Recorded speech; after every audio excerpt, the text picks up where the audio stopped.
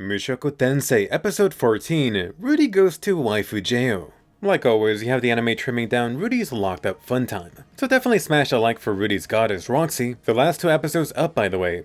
And a quick thank you to today's awesome sponsor, Foxen. I just freaking love the variety here. I'm going on 3 years living in Japan, and each month I'm able to try something new from a different region. A lovely little bonus is a booklet they include that actually gives you a detailed breakdown of each snack. Is it spicy? Is it sweet? It's crazy to think about that some of these have been in business for over 100 years. Got a sweet tooth? You'll love these heart-shaped lemon mini pies. You won't be able to eat just one. Thankfully, this one comes in a pack of 8. On the flip side, for something savory, how about some takoyaki corn puffs? And I was thinking, no way, this is not gonna actually capture that taste. But like halfway through finishing the bag, yeah, this captures takoyaki. Whether you want to get one of these boxes for yourself, it does make a great gift. You do get plenty of snacks so you could share with your buddies. You can use my code Foxen10 to get 10% off your authentic Japanese snack box subscription from Boxu. That does include free US shipping straight from Japan. I'm gonna have to refill, these were so good. Kicking this off, the Great Forest Village. The anime skipped out on the initial arrival. Rudy noticed that they had been traveling for anywhere from 2 to 3 hours. These beast warriors were able to run for a long time, so that means they were really far away. As for Rudy going all natural and the water dumped on him. This is actually what the beast people thought was the greatest shame they could experience. In other words, they thought of Rudy as the worst possible criminal. For a notable anime change, thankfully they kept in Rudy's apartment commentary. Originally, it actually was this room or building. The anime changed this to a hanging cage jail. Rudy even joked about its prime security feature being those iron bars. Wood for the anime. I actually don't mind this change, since it does give Rudy and us a great excuse to see their lovely village. Day 1. Getting into Rudy getting acquainted with the wonderful cat lady. For a skip Rudy moment, he did notice that the lady was built like Elaine, although her chest wasn't as huge. And it sucks the anime left this out. Rudy was actually thinking about his goddess Roxy. Come on, the anime better not skip all of Rudy's thoughts on Roxy. Day 2. You got Rudy's Survivor Man mode, how to keep warm. The little guy was actually mixing fire and wind magic to keep it nice and toasty. It was to the point that it even put the guard to sleep. Which gets into the skip moment, Rudy actually slept out. Go Rudy, go, make a run for it. But here's why Rudy didn't run away. It really just came down to this guy estimating he was potentially 6 hours away from civilization. On top of this, there were so many things unknown about the beast people. There were so many mysteries about their magic, he could potentially lose in a fight. Day 3. Thankfully it wasn't all bad. Rudy found the food here very delicious. In fact, Rudy actually thought this was miles better than the stuff over at the Demon Continent. The meals were either wild grass soup or scraps of meat that were delicious. Little Rudy even complimented the chef on the food, which actually made the guard happy to bring him seconds. By the way, I just love how in the anime, Rudy was still picturing Ruijerd with a shaved head. Day 4. Nothing for the anime. Almost the same for the light novel. Except that the board, Rudy actually considered creating something with his magic. Although Rudy tried to play with magic, he might be restricted more. Best not to do it. Besides, the anime had him outside, so they would see him using magic as soon as possible. Day 5. Welcome new cell buddy, Geese. The anime skipped some fun stuff here. At the rumors about Rudy flirting with the fluff, Rudy went ahead and joked around about it. That since he's a guy, he should understand his lust for that creature. For a completely skipped scene, Rudy actually demanded this guy's vest, and he got it, which led into some fun guy banter. Rudy joked around how he could feel the warmth from his vest. Geese asked him if he was into guys, to which Rudy admitted that for females he would go as high as 40, but he did hammer down that he had no interest in men. Rudy, are you sure about that? As for the location for these two, just to confirm, they are in the Doldia Village inside of the Great Forest. The anime went ahead and split their talk here into 2 days, but let's keep on going. Geese actually convinced Rudy that it was better to wait, that ultimately running away did not solve anything.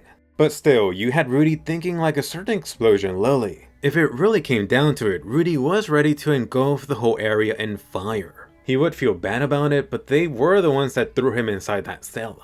Day number 6. First off, an anime change here. Originally, their toilet was this giant jar in the corner of their room, which ultimately led to another Rudy moment. You actually had Rudy feeling a little steamy downstairs at the thought of this animal lady cleaning his toilet. Then, for Rudy getting impatient, he had it. He would wait until the day after tomorrow. If he didn't get freedom, he would reduce the whole village to ashes. The second option was to take the guard as a hostage. On the flip side, in the anime, he quickly spit this out before the actual fire. Day number 7, not in the anime. So here's a little bit of information about their cage. Geese mentioned that they usually don't use this cell, that criminals are usually sent off to the port, which ultimately meant that Rudy was considered this extraordinary criminal. Rudy, why did you touch that dog? Then for some skipped info about Rudy being amazing. This was regarding his chatless magic, which really emphasized how incredible this feat was. There aren't many magicians that could do this. For a quick anime change, making that key. Originally, Rudy already had a key hidden. He claimed he didn't steal it, but he did make a copy of the original. As for something I pointed out last episode, in the anime they actually set his clothes and wand right next to that cage. Originally, Rudy was just mooning everyone, he only had the vest. Just for the purposes of this YouTube video, I'm glad he put on more clothing. Anyway, getting into the forest fire. Only you could prevent it, Rudy. Rudy's first thoughts were actually to escape. I mean, why the hell would he stay here? For a skipped anime scene, Rudy actually saved the kid here. Some tree was about to fall on this kid and Rudy used magic to move it out of the way. As for some quick info about this whole attack, the fire was actually extra effective versus these beast people, since the smoke not only prevented their vision, it also destroyed their sense of smell. Not to mention, they were just overwhelmed with numbers. For Rudy springing into action, he did use Quagmire, which is earth magic he loves spamming. Then for Rudy making it rain, originally Rudy was staffless in the light novel. Going back to Rudy leaving the wand with Eris. For the water magic, he actually was manipulating the clouds just like he did during Roxy's test. For some skipped action, originally you did have Rudy knocking out a whole lot of people with the stone cannon. Emphasis on knocking them out, not killing. For another skip scene, you actually had Rudy rescuing the guard lady, and then you saw her feeling bad about it. Anyway, getting into the smuggler dude fight. First off, you heard this guy bringing up some novos with the weird taste. Just to confirm, Rudy didn't know about the relatives he was talking about. Better just keep quiet about that. As for some info about the North God style. Turns out this style actually did have a tactic for fighting when using a hostage. For Rudy, it now made sense why Paul really disliked this. That using battle tactics like this was disgraceful. Then for Rudy considering letting him go, a skip line here was him thinking that the only thing worth risking his life for was for Eris. Before things got heated, Rudy actually thought this out. He wasn't confident he could beat him. Even with using his eye, very likely he couldn't beat the guy without the hostage getting hurt. I mean, why risk his own life? Best to just let the guy leave. For a fun skip line from Gallus, he mentioned that the rumors were true, that Rudy did set his dogs loose on people, this referring to the big fluff that attacked him. Then, for Rudy finally justifying going into battle, you had his heart racing. Rudy decided, why not let the Beastfolk feel indebted to him?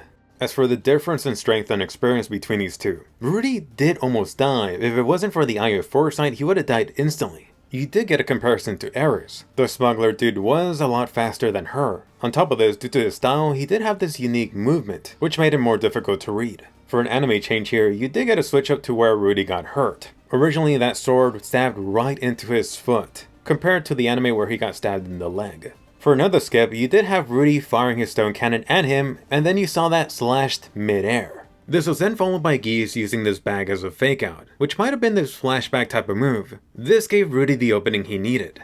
With the victory, let me go over more info about the smugglers' plan. Their organization originally planned to steal the sacred beast, which was their guardian deity. Why, you may ask? This was since people did desire the sacred beast due to how special it was. For some world building, the beast people did have this advanced sense of smell, which is why their organization planned this attack right before the rainy season. The rainy season lasted 3 months, which made traveling impossible on land and sea. They were hoping to steal the beast and head off to the demon continent. In between stealing it, the rainy season would start, which means no one could go after them.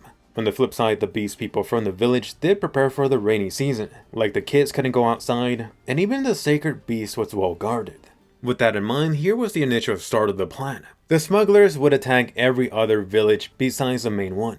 The other villages would ask for help, which meant this one would be unguarded. Ultimately, this led to present day. Not only did they get the sacred beast, but the chief's granddaughter was taken too. The extra layer involved this smuggler dude betraying his buddies. He was hoping Ruijerd would free his comrade slaves, and that way he could get away with attacking the village and sell his own slaves. At the end of the day, this guy just got too greedy. Anyway, moving on to freedom. Notice the cat guys apologizing Japanese style. Aw, who's a good boy? Skipped here was Eris actually getting super pissed off. She went ahead and punched them and then got them wet. No surprise that kidnapping and then trying to make the little beast people into slaves was a horrible crime in the holy country of Milas. The officials at the port had actually taken a bribe. They pretended not to know anything about it. For some world building here, it turns out this was actually a violation of the treaty. This could potentially turn into a huge problem between the Beastfolk and the holy country of Milas. In the worst case scenario, they could actually go to war with one another over this. At the end of the day, this actually got settled, and the Beastfolk were compensated. So yay, a happy ending, everyone was returned to their parents. Sucks for those people that died during the attack. For Gallus, just to confirm, he had been planning this for a while. His plan failed and he was handed over to the officials. Unfortunately, so far, the anime has been skipping a lot of point of views. This time they skipped Ruijerd's point of view. While this guy was busy, he actually rescued 50 kids. Ruijerd thought about how Rudy could reach him. Apparently he gotten very used to Rudy just shooting magic into the sky, signaling him. For Ruijerd's concerns over Rudy, he was aware about the fact that Rudy's weakness was taking a person's life. Someone could actually use this to their advantage and actually get a jump on Rudy. For some skip Ruijerd info, he actually knew the beast god tongue. He did think that it was a long time since he actually spoke it. He couldn't remember actually using it since the last Lapland's war. And in case you were wondering why Ruijerd took his time finding Rudy, from experience he knew that letting Rudy and his Willy free for a few days was no problem. Rudy had no issues people saying as a little carrot. In fact, they actually encouraged Eris peeking at him while he was showering. You know this guy just wanted to do the reverse.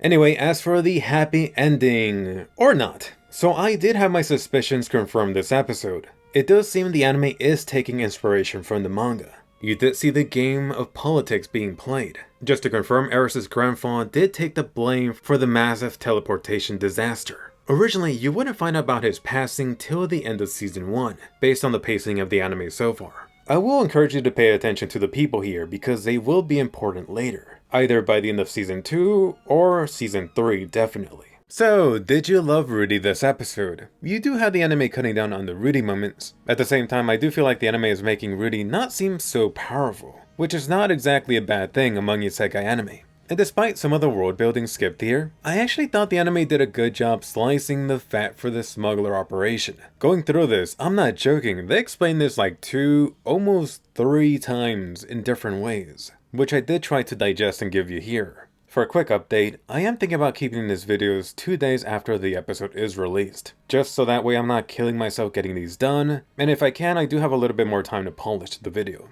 For last week, I couldn't get to it, but I'm still planning to drop some other Mushoku video. Hopefully this week, I'm aiming for Friday or the weekend. It was the plan for last week, but you know, that super random Attack on Titan Season 4 trailer that dropped, just getting to that really messed up my schedule.